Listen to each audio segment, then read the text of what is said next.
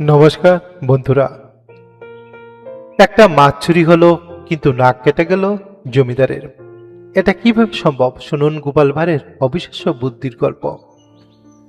নমস্কার বন্ধুরা, আজকের গল্পে আছে হাসি, বুদ্ধি আর চমকপ্রদ মোড়।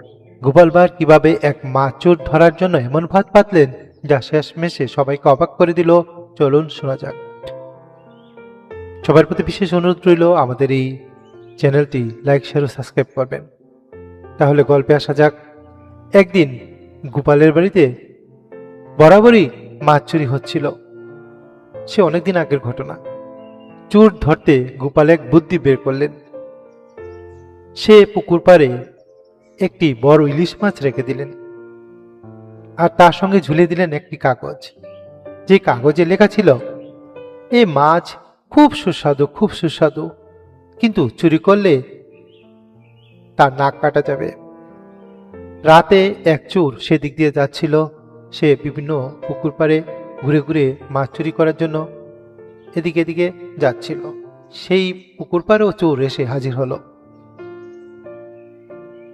রাতে সেই মাছটি চোর দেখে কাগজটি পড়ল, কিন্তু মাছটি নিয়ে গেল চুরি করে।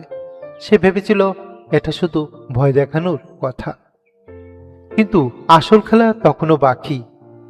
পরের দিন সকালে গ্রামে চাঞ্চল্য। চোর নয়, বরং জমিদার মহাশয়ের নাকে গভীর আঘাত।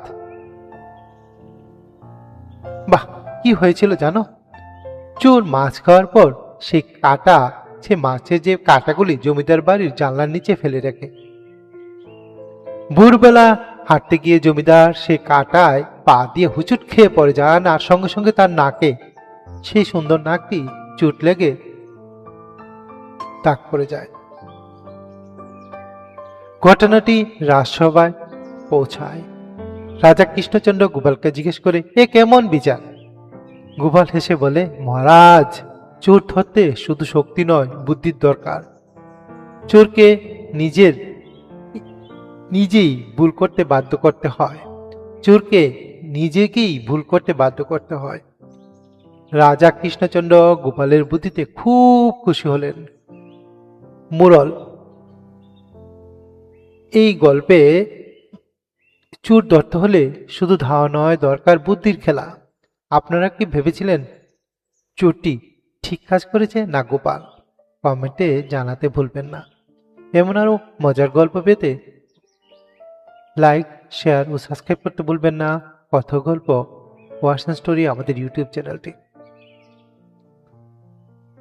আপনার মতামত গল্পের শেষটা কিরকম হওয়ার ছিল জানান।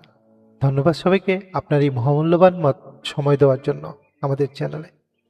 সবাই ভালো থাকবেন। পরবর্তী গল্পে আবার দেখা হবে। ধন্যবাদ সবাইকে।